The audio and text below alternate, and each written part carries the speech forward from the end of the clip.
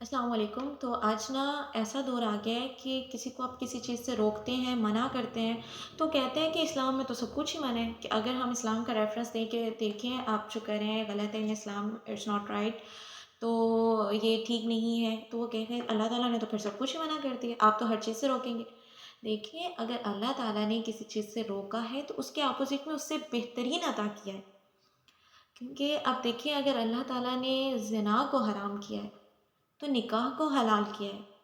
اگر اللہ تعالیٰ شراب کو حرام کر رہے ہیں تو بہت سارے ہزاروں مشروبات کو حلال کر رہے ہیں۔ اگر اللہ تعالیٰ نے موسیقی کو حرام کیا ہے تو اللہ تعالیٰ نے ہمیں قرآن بھی تو دیا ہے۔ اور اگر اللہ نے خنزیر کے گوشت کو حرام کیا ہے تو ہمیں بہت سارا اور بھی تو پھل سبزیاں وغیرہ عطا کی ہیں اور حلال گوشت بھی تو عطا کیا ہے۔ اللہ تعالیٰ نے ہمیں جن چیزوں کو حرام قرار دیا ہے نا، اگر ہم قرآن کے وے میں ان کو نہیں مانیں تو سائنٹیفکلی بھی پرووڈ ہیں کہ وہ چیزیں ہمارے لیے نقصان دہ ہیں۔ تو خدارہ اللہ تعالیٰ کی بنائے ہوئے نظام کو غلط نہ کہیں، اس کو یہ نہ کہیں کہ ہمارے لیے تو اللہ تعالیٰ نے سب کچھ ہی بند کر دی ہے، جو چیزیں اللہ نے عطا کی ہیں ان سے فائدہ اٹھائیں، کہ بے شک اللہ کی نعمت جو ہے، رحمت جو ہے وہ بہت وسیع ہے، اور اللہ کی نعمتیں اتنی ہیں کہ ہم گنتے نہیں گن سکیں گے۔ دیکھیے اللہ تعالیٰ نے اگر مرد کے اوپر جو ہے سونا حرام کیا ہے تو اس کو لباس اور خود کو سنوارنے کی دوسری چیزیں بھی تو عطا کی ہیں۔ اگر اللہ تعالیٰ نے عورت کو کسی غیر محرم کے سامنے خود کو سنوارنے سے منع کیا ہے، اس چیز کو حرام قرار دیا ہے، تو اللہ تعالیٰ نے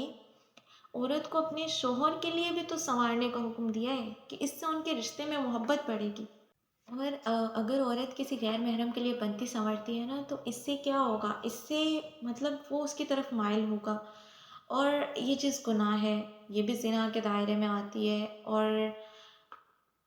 پھر یہ چیز نہ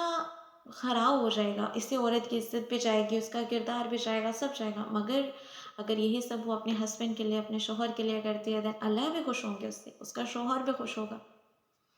تو اللہ کی حدود جو ہیں وہ کراس کرنے کی کوشش نہ کریں، جو اللہ تعالیٰ نے لمٹس بنا دی ہیں ان تک رہیں، ان سے آگے بڑھنے کی کوشش نہ کریں۔ ہم لوگ یہ نہیں کہ ہم بالکل پرفیکٹ نہیں ہو سکتے، ہم انسان ہیں، اور انسان جو ہے وہ خطاؤں کا پتلا ہے۔ ہمیں چاہیے کہ ہم خود کو آہستہ آہستہ تھوڑا تھوڑا کر کے، کہ روز میں ہم ایک بات پہ عمل کرنا شروع کریں، اس طرح کر کے ہم خود کو گناہوں سے دور لے کے جا سکتے ہیں۔ اور بے شک احادیث سے مبارکہ ہے کہ انما الاعمال بالنیات، کہ بے شک اعمال کا دار و مدار نیتوں پر ہے، کہ ہم اور لوگ کہتے ہیں کہ نیت صاف ہونی چاہیے۔ بھائی اللہ تعالیٰ سے زیادہ تو کوئی نہیں نا صاف، اللہ تعالیٰ کی سوچ سے، ان کے احکام سے تو کچھ پاک صاف نہیں ہے نا، ہماری کیا بات ہے۔ تو یہ اس معاملے میں کہا گیا ہے کہ جو حدود اللہ نے مقرر کی ہیں ان میں نیت کی بات ہو رہی ہے، کہ ہم ان احکام کو عمل کرتے ہوئے کیا نیت رکھتے ہیں۔ اگر اللہ کی رضا رکھیں گے تو ہمیں ضرور عطا ہوگی، اگر دکھاوا رکھیں گے تو کوئی فائدہ نہیں۔